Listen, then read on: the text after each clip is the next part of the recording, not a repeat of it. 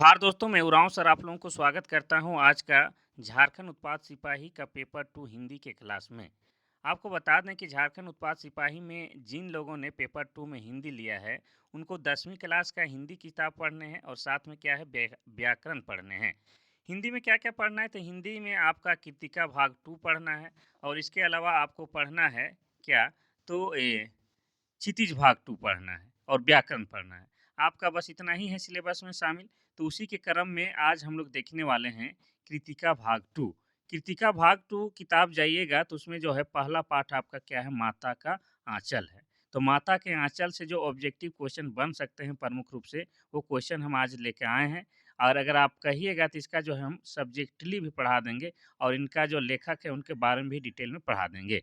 लेकिन आज का ये प्रयास है कि कृतिका भाग 2 से पहला पार्ट का ऑब्जेक्टिव क्वेश्चन करा लें। आपको अगर उचित लगेगा और ठीक लगेगा तो हम आगे का भी पाँचों पार्ट कंप्लीट करा देंगे।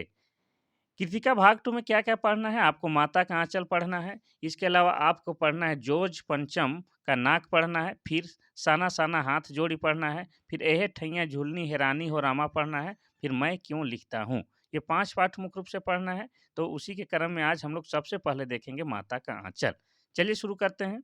देखिए, माता का आँचल नामक कहानी के लेखक कौन है? पहला है कमलेश्वर, दूसरा है शिव पूजन सहाय, तीसरा है प्रेमचंद, चौथा है मधु कांकरिया। इसका सही आंसर हो जाएगा आपका क्या? Option number B, Shiv Pujan सहाय। तो शिव पूजन सहाय के द्वारा माता आंचल नामक पाठ को लिखा गया है। चलिए, दूसरा क्वेश्चन हम लोग देखते हैं, क्वेश्चन नंबर 2। क्वेश्चन नंबर 2 कहता है कि लेखक बचपन में किसका तिलक लगाता था? पहला है चंदन का, दूसरा है गौरस का, तीसरा है रोली का, चौथा है भभूत का। इसका सही आंसर हो जाएगा आपका ऑप्शन नंबर डी, भभूत का। ठीक है? तो लेखक महोदय जो हैं क्या है? भभूत का तिलक लगाता था। भभूत एक प्रकार का क्या है? राखी है। ठीक है? चलिए, आगे बढ़ते हैं हम लोग क्वेश्चन नंबर 3 की ओर। क्वेश्चन नंबर 3 कहता है कि भभूत लगाने से लेखक क्या बन जाते थे? पहला है श्री कृष्ण, दूसरा है श्री राम, तीसरा है बम भोले, चौथा है भगवान विष्णु। इसका सही आंसर हो जाएगा आपका ऑप्शन नंबर सी, बम भोले। चलिए नेक्स्ट क्वेश्चन देखते हैं, क्वेश्चन नंबर 4। क्वेश्चन नंबर 4 कहता है कि लेखक का वास्तविक नाम क्या था? पहला है तारकेश्वर नाथ, दूसरा है महेश नाथ, तीसरा है राजा राम, चौथा है भोलानाथ। इसका सही आंसर हो जाएगा आपका ऑप्शन नंबर ए, तारकेश्वर नाथ। तो लेखक का वास्तविक नाम क्या था? तारकेश्वर नाथ। चलिए आगे बढ़ते हैं हम लोग क्वेश्चन नंबर 5 की ओर। क्वेश्चन नंबर 5 कहता है कि लेखक के पिता बचपन में उसे किस नाम से पुकारते थे? पहला है जगन्नाथ, दूसरा है भोलानाथ, तीसरा है अमरनाथ, चौथा है रामनाथ। इसका सही आंसर हो जाएगा आपका ऑप्शन नंबर क्या? आप भी बताइए, अगर पता है तो इसका सही हो जाएगा ऑप्शन नंबर बी, भोलानाथ। चलिए आगे बढ़ते हैं हम लोग क्वेश्चन नंबर 6 की ओर। क्वेश्चन नंबर 6 कहता है कि लेखक के पिता कितनी बार राम शब्द लिखकर रामनामा बही पोथी बंद करते थे?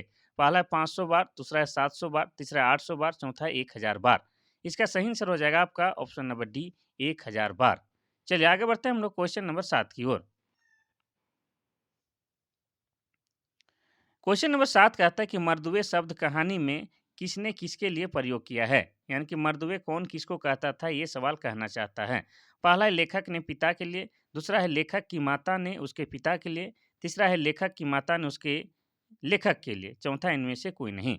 इसका सही आंसर हो जाएगा आपका ऑप्शन नंबर बी, लेखक की माता ने उसके पिता के लिए ये मर्दुए शब्द का प्रयोग किया है। मर्दुए का स्पेलिंग आप ऐसे भी लिख सकते हैं, मरदुए। ठीक है, चलिए आगे बढ़ते हैं हम लोग क्वेश्चन नंबर 8 की ओर। क्वेश्चन नंबर 8 कहता है कि ठौर शब्द का क्या अर्थ होता है? पहला है ठहरना, दूसरा है दौड़ना, तीसरा है स्थान, चौथा है थकना। इसका सही आंसर हो जाएगा आपका ऑप्शन नंबर सी, स्थान। ठीक है, ठौर शब्द का क्या होता है? स्थान। ठौर न ठिकाना मतलब स्थान न ठिकाना, तो हो जाएगा ठौर का मतलब स्थान। चलिए आगे बढ़ते हैं हम लोग क्वेश्चन नंबर 9 की ओर। क्वेश्चन नंबर 9 कहता है कि लेखक गली में कौन सा खिलौने लेकर जाते थे? पहला है रेलगाड़ी, दूसरा है बैलगाड़ी, तीसरा है हाथी, चौथा काठ का घोड़ा। इसका सही आंसर हो जाएगा आपका ऑप्शन नंबर डी, काठ का घोड़ा। तो लेखक जो है गली में काठ का घोड़ा लेकर जाते थे। चलिए आगे बढ़ते हैं हम लोग क्वेश्चन नंबर 10 की ओर। क्वेश्चन नंबर 10 कहता है कि लेखक को बचपन में किस तरह के खेल पसंद थे? पहला है तरह तरह के नाटक करना, दूसरा है गिल्ली डंडा खेलने, तीसरा है लुका छिपी खेलना, चौथा है चोर सिपाही खेलना। इसका सही आंसर हो जाएगा आपका ऑप्शन नंबर ए, तरह तरह के नाटक करना, लेखक को बहुत ही पसंद था। चलिए आगे बढ़ते हैं हम लोग क्वेश्चन नंबर 11 की ओर। क्वेश्चन नंबर 11 कहता है कि बच्चों की शिकायत किस व्यक्ति ने की थी? पहला है लेखक के पिता, दूसरा है बगीचा के मालिक, तीसरा है मूसन तिवारी, चौथा है लेखक की माता। इसका सही आंसर हो जाएगा आपका option number C, Musan Tiwari ने बच्चों की शिकायत की थी। मूसन का स्पेलिंग आप इस तरह से भी लिख सकते हैं। चलिए आगे बढ़ते हैं हम लोग क्वेश्चन नंबर 12 की ओर। क्वेश्चन नंबर 12 कहता है कि चिरौरी करना का क्या अर्थ होता है? पहला है चोरी करना, दूसरा है चकमा देना, तीसरा है नकल करना, चौथा है विनती करना। इसका सही आंसर क्या हो जाएगा? इसका सही आंसर हो जाएगा आपका ऑप्शन नंबर डी, विनती करना। तो चिरौरी करना इसका जो सही अर्थ होता है वो क्या होता है? विनती करना। ठीक है, पकड़े जाने पर बच्चे जो है चिरौरी करने लगे, यानी कि विनती करने लगे कि छोड़ दिया जाए। नेक्स्ट क्वेश्चन देखते हैं। क्वेश्चन नंबर 13 कहता है कि चिड़िया की जान जाए लड़कों का खिलौना, यह शब्द किसने कहे? पहला है लेखक के पिता और उनके मित्रों ने, दूसरा है लेखक की माता, तीसरा है लेखक के मित्रों और उनके मित्रों, और चौथा है खेत के मालिक। इसका सही आंसर हो जाएगा आपका ऑप्शन नंबर ए, लेखक के पिता और उनके मित्रों ने कहा कि चिड़िया की जान जाए लड़कों की खिलौना। चलिए नेक्स्ट क्वेश्चन देखते हैं हम लोग क्वेश्चन नंबर 14। क्वेश्चन नंबर 14 कहता है कि भोलानाथ को सबसे अच्छा क्या लगता था? पहला है भोजन खाना, दूसरा है पढ़ना, तीसरा है खेलना, चौथा है सोना। इसका सही आंसर हो जाएगा आपका क्या? ऑप्शन नंबर सी, खेलना। तो लेखक जो हैं, लेखक नहीं भोलानाथ जो हैं, उनको क्या है सबसे पसंद है? खेलना। खेलना है उनको सबसे ज़्यादा पसंद वाला चीज़ है। क्वेश्चन नंबर 15 कहता है कि शिव भजन सहाय का जन्म कब हुआ था? पहला है 9 अगस्त 1887, दूसरा है 9 अगस्त 1891, तीसरा है 9 अगस्त 1892, चौथा है 9 अगस्त 1893।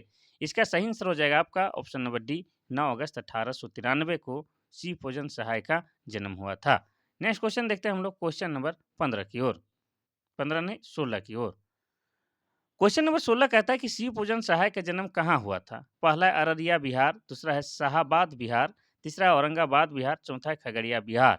इसका सही आंसर हो जाएगा आपका option number B, Shahabad Bihar. Shiv Pujan Sahay का जन्म शाहाबाद बिहार में हुआ था। और कब हुआ था? तो आपको बता ही चुके हैं, 9 अगस्त 1893 को हुआ था। नेक्स्ट क्वेश्चन हम लोग देखते हैं क्वेश्चन नंबर 17। क्वेश्चन नंबर 17 कहता है कि अमोले शब्द का क्या अर्थ होता है? पहला है नींबू का पौधा, दूसरा है आम का रस, तीसरा है आम का उगता हुआ पौधा, चौथा है जिसका मोल ना हो। इसका सही आंसर हो जाएगा आपका ऑप्शन नंबर सी, आम का उगता हुआ पौधा। आम का जो उग रहा होता है छोटा पौधा, उसको हम लोग क्या बोलते हैं? अमोले। ठीक है, कोई दिक्कत नहीं। क्वेश्चन नंबर 18 कहता है कि 9 2 11 हो जाना मुहावरे का सही अर्थ क्या है?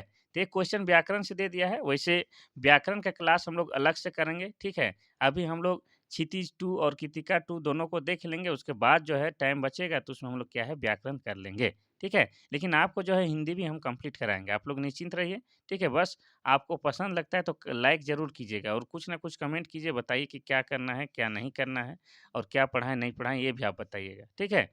पहला ऑप्शन है धीरे-धीरे चलना, दूसरा है रुक जाना, तीसरा है भाग जाना, चौथा अकेले रहना।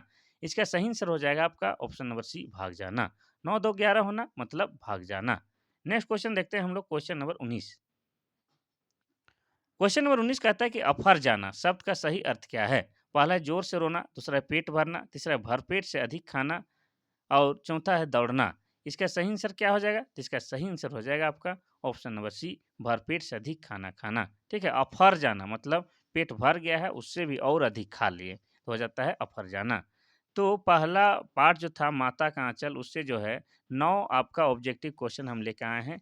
अगर आप कहिएगा तो इसके लेखक जो हैं, इस पार्ट के लेखक, उसके बारे में भी डिटेल में पढ़ाएँगे, ठीक है? साथ ही इसको भी अगर आप कहिएगा कि और थोड़ा बढ़ा के पढ़ाइए तो भी पढ़ा देंगे।